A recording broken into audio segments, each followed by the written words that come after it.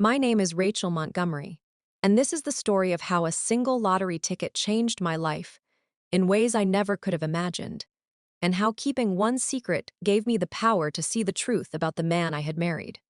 It was an ordinary Tuesday afternoon when I stopped at the corner store to grab milk and bread. The line was long, and I was tired from working a double shift at the hospital where I worked as a nurse.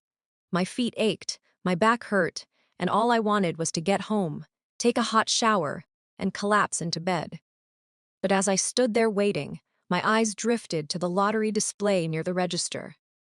I had never been much of a gambler. In fact, I had only bought a lottery ticket once before in my entire life, years ago.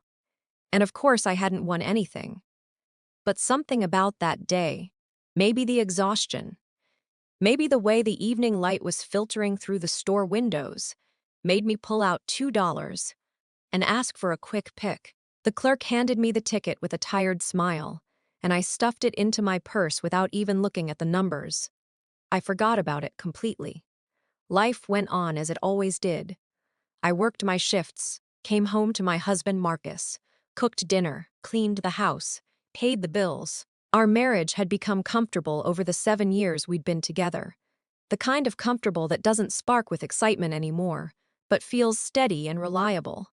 Or at least, that is what I told myself.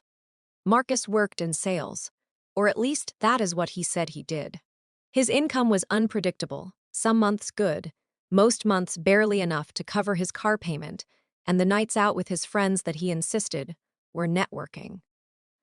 I had learned not to ask too many questions because asking led to arguments, and arguments led to him disappearing for days at a time, staying with his brother or a friend, making me feel like I was the problem. So I carried us financially. My nursing salary paid the mortgage, the utilities, the groceries, everything that kept our household running. I didn't mind at first. I loved him, and I believed we were a team. But over the years, something had shifted. Marcus had become distant, dismissive, always on his phone, always somewhere else even when he was sitting right next to me on the couch. 3 days after I bought that lottery ticket, I was cleaning out my purse looking for my insurance card when I found it crumpled at the bottom among old receipts and loose change. I almost threw it away, but something made me pause. I pulled up the lottery website on my phone and entered the numbers, expecting nothing, already thinking about what I needed to make for dinner. And then my world stopped. My hands started shaking so badly I almost dropped my phone. I checked the numbers again, then a fourth time. Every single number matched. All 6 of them. I had won the jackpot. $42 million. I sat down on the edge of the bed, my heart pounding so hard I thought it might burst out of my chest. $42 million. The number was so large it didn't even feel real. I could pay off our house, quit my job, travel the world, do anything I wanted. We could do anything we wanted. My first instinct was to run downstairs and tell Marcus, to scream with joy, to celebrate this incredible, impossible stroke of luck. But as I started to stand up, I heard his voice from the living room, talking on the phone. His tone was low and intimate, the kind of voice he used to use with me but hadn't in years. "I know, baby, I know," he was saying. "Just a little longer. I am working on it. Once I figure out how to get out of this marriage without losing everything, we can finally be together." I froze. Every muscle in my body went rigid. I couldn't breathe. I stood there in the bedroom, the lottery ticket clutched in my hand, listening to my husband plan his exit from our marriage with another woman. He laughed softly at something she said. That warm, affectionate laugh I remembered from when we first started dating. "She has no idea," he continued. "She is so busy working those extra shifts, she doesn't even notice when I am gone. It is perfect. And yeah, I've been talking to a lawyer. He says because she makes more money than me, I might even be able to get spousal support. Can you imagine? She'll have to pay me to leave her." The cruelty in his words hit me like a physical blow. He wasn't just planning to leave me. He was planning to use me, to take advantage of the fact that I had supported him for years. And he was laughing about it with her. I should have been devastated. I should have stormed downstairs and confronted him right then and there, but instead, a strange calm came over me. I looked down at the lottery ticket in my hand, and suddenly I understood that this wasn't just luck. This was power. This was information. And most importantly, this was mine. I made a decision in that moment that would change everything. I wasn't going to tell Marcus about the lottery. I wasn't going to tell anyone. I was going to keep this secret and see exactly what kind of man I had married. I was going to let him show me the truth. Over the next few days, I did my research carefully. I contacted the lottery commission from a phone Marcus didn't know about, a cheap prepaid cell I bought with cash. I learned about anonymous trusts, about how to claim winnings without my name ever appearing in public records. I hired a financial lawyer in a different city, someone who had no connection to our life, and I set everything up in complete secrecy. The money was transferred into an account that only I had access to, held in a trust with a name that meant nothing to anyone but me. I claimed the winnings through the trust, signed all the papers, and became $42 million richer, without a single person in my life knowing about it. Not my coworkers, not my family, and certainly not my husband. I continued going to work every day, putting on my scrubs, taking care of patients, coming home exhausted. I continued paying all the bills, cooking dinner, maintaining the illusion that nothing had changed. But everything had changed. I wasn't afraid anymore. I wasn't desperate to save a marriage that was already dead. I was simply waiting to see what Marcus would do. I didn't have to wait long. 2 weeks after I claimed my lottery winnings, Marcus came home from one of his networking dinners and asked if we could talk. He sat me down at the kitchen table with a serious expression that might have fooled me once, but not anymore. Not when I knew what I knew. "Rachel, I think we need to be honest with each other," he started, his voice full of false sincerity. "We've been growing apart for a while now.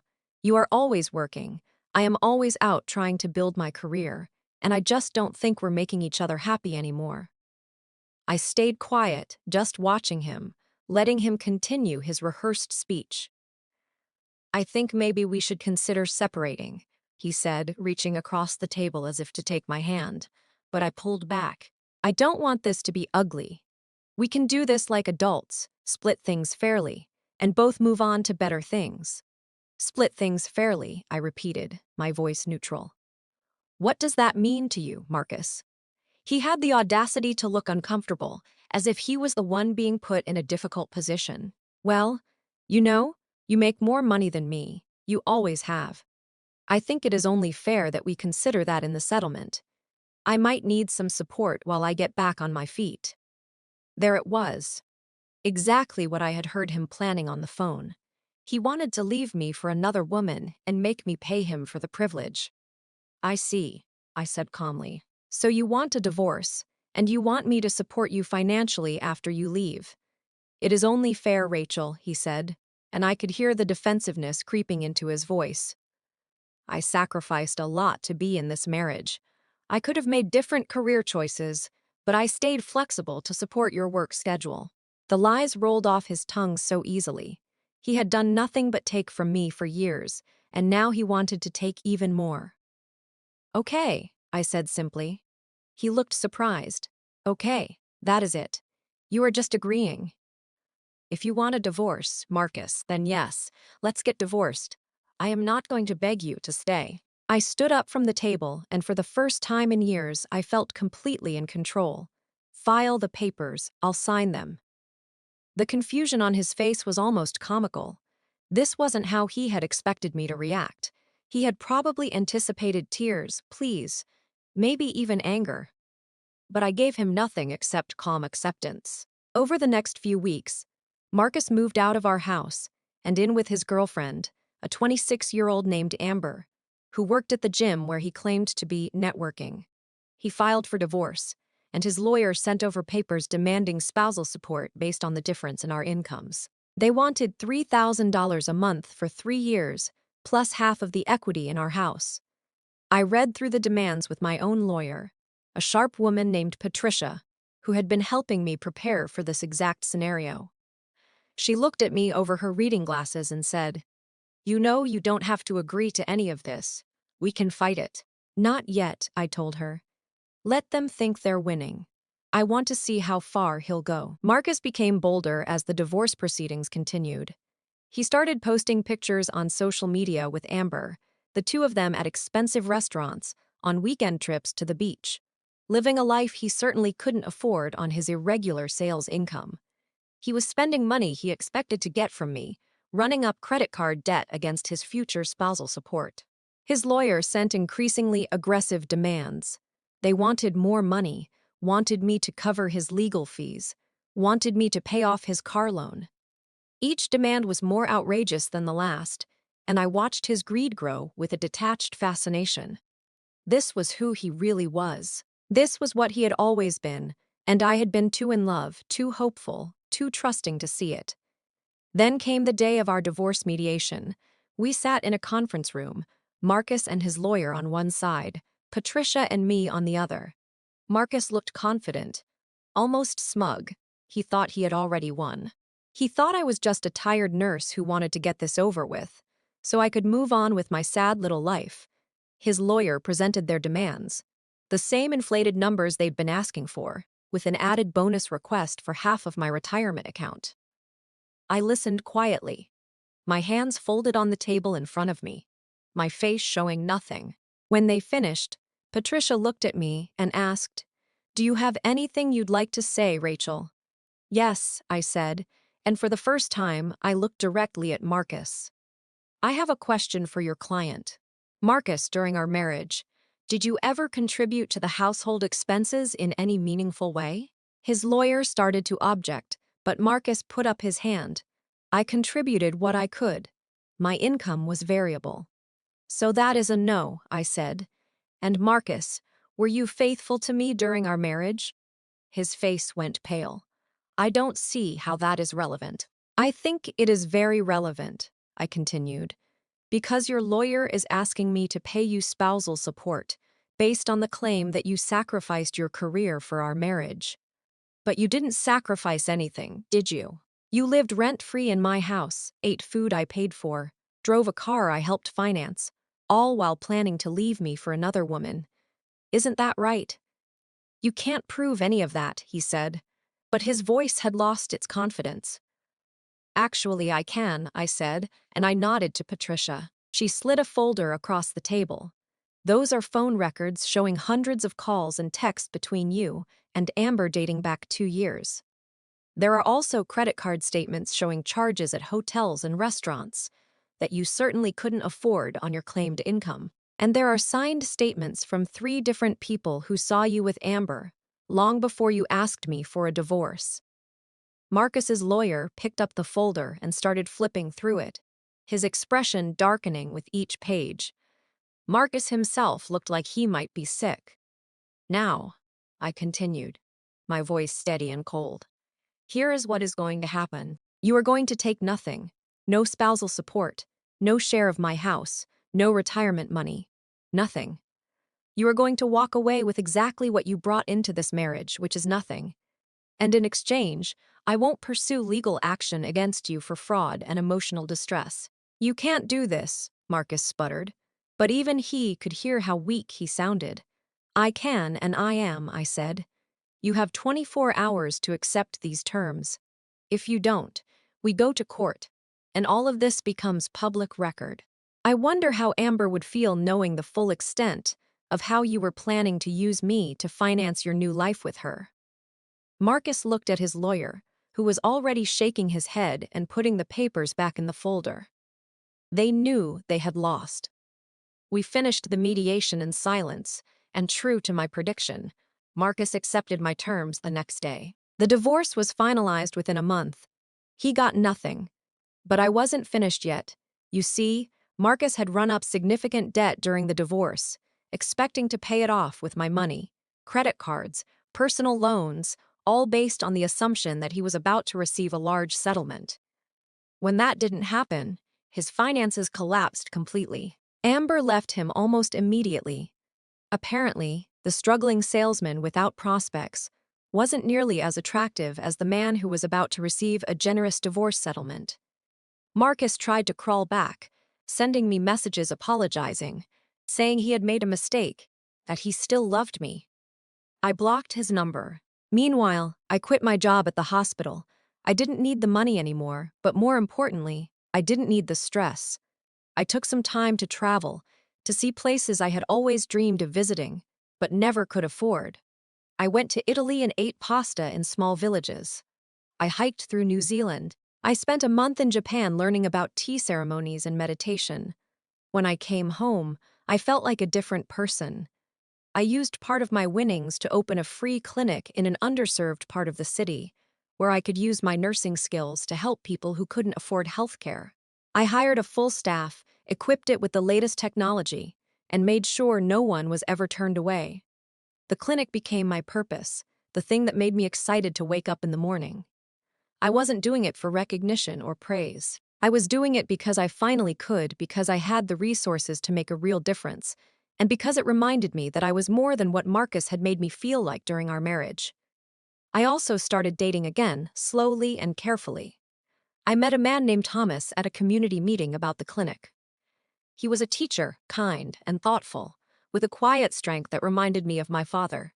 We took things slow, building a friendship before anything else, and for the first time in my life, I was with someone who valued me for who I was, not for what I could provide. Thomas knew about my lottery winnings.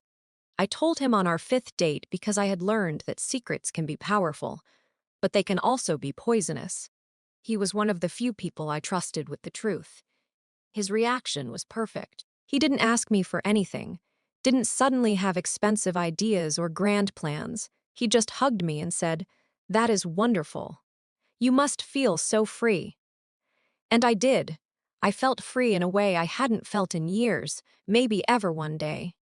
About 2 years after my divorce, I was at the grocery store, the same one where I had bought that lottery ticket. I was picking out vegetables when I heard a familiar voice. Marcus. He was in line at the checkout and he looked terrible. His clothes were worn, his hair was longer and unkempt, and he was counting out change to pay for a small bag of groceries. I could have walked away. I could have left the store without him ever knowing I was there. But something made me walk up to him. He turned and saw me, and the recognition in his eyes was followed immediately by shame. "Rachel," he said, his voice barely above a whisper. "Marcus," I replied, my tone neutral. You look great," he said, taking in my appearance. I was wearing nice clothes, nothing flashy, but clearly not the exhausted nurse scrubs he was used to seeing me in. "Thank you, I am doing well." There was an awkward silence. He was clearly struggling with whether to say something, to ask for help, to try once more to worm his way back into my life. But I didn't give him the opportunity. "I hope you are doing okay, Marcus," I said, and I meant it. Not because I forgave him, but because I no longer cared enough to wish him ill. "Take care of yourself." I walked away before he could respond, and I didn't look back. That chapter of my life was closed, and there was no reason to reopen it. As I loaded my groceries into my car, I thought about that Tuesday afternoon 2 years ago, about how I had been so tired, so worn down, so trapped in a life that was slowly suffocating me. That $2 lottery ticket had changed everything, but not in the way most people would think. Yes, the money was wonderful. It gave me security, freedom, and the ability to help others. But the real gift was what it revealed. It showed me the truth about my marriage, about Marcus, about what my life had become. And it gave me the power to change it all. I learned that sometimes the best thing you can do is keep quiet and watch. Let people reveal who they truly are. Because when someone shows you their real self, believe them, and act accordingly. Today, I live in a beautiful home that I designed myself. I run my clinic 3 days a week and spend the rest of my time with Thomas, traveling, volunteering, and enjoying the simple pleasure of being genuinely happy. I don't live extravagantly. Most people who meet me have no idea about the lottery. And that is exactly how I want it. The money didn't change me. It freed me. It gave me the opportunity to become who I was always meant to be, without the weight of a toxic marriage holding me down.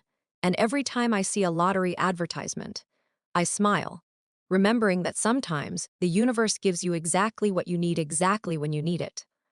My story isn't about luck. It is about wisdom. It is about wisdom. It is about knowing when to speak and when to stay silent. It is about understanding that your worth isn't determined by how someone else treats you, but by how you choose to treat yourself. If you are in a relationship where you feel undervalued, where you are giving everything and receiving nothing in return, you don't need to win the lottery to change your life. You just need to open your eyes to the truth and have the courage to walk away. The freedom you'll find on the other side is worth more than any amount of money. I never saw Marcus again after that day in the grocery store. I heard through mutual acquaintances that he eventually moved to another state, still struggling, still looking for his next opportunity, his next person to use.